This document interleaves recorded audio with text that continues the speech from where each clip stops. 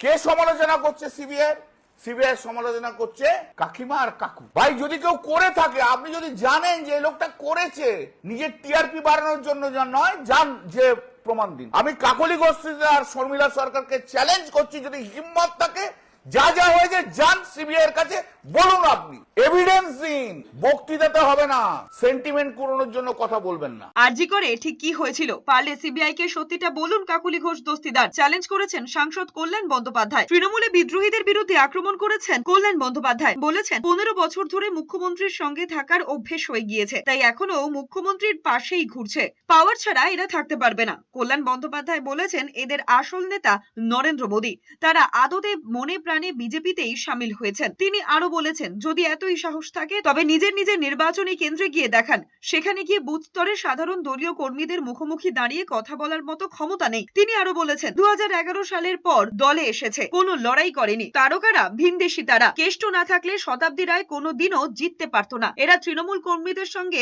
অন্যায় করেছে। আরজি করে প্রসঙ্গ তুলে দলের দুই বিদ্রোহী সাংসদ কাকুলি ঘোষ দস্তিদার শর্মিলা সরকার এবং অভয়ের মাকে আক্রমণ করেছেন কল্যাণ বন্দ্যোপাধ্যায়। সিবিআইয়ের বিরুদ্ধে অভিযোগ সত্ত্বেও কেন অভয়ের মা বিজেপিতে যোগ দিয়েছেন সেই প্রশ্ন তুলেছেন কল্যাণ বন্দ্যোপাধ্যায়।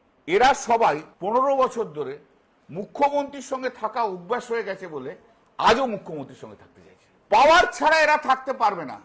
আরজি কর ইস্যু নিয়ে বলছেন দুই ডাক্তার কাকলি ঘোষ আর শর্মিলা সরকার, আপনারা কবে রাস্তায় নেমেছিলেন এই আরজি করের জন্য বলে দিন। আরজি করের জন্য আমি মিছিলে হেঁটেছিলাম। অভয়ের মৃত্যু অত্যন্ত দুঃখের, কিন্তু অভয়ের মৃত্যুকে কাকিমাও পলিটিক্স, ওকে নিয়ে পলিটিক্স করলো, আর আমাদের এখনকার এমপি গুলো পলিটিক্স করলো।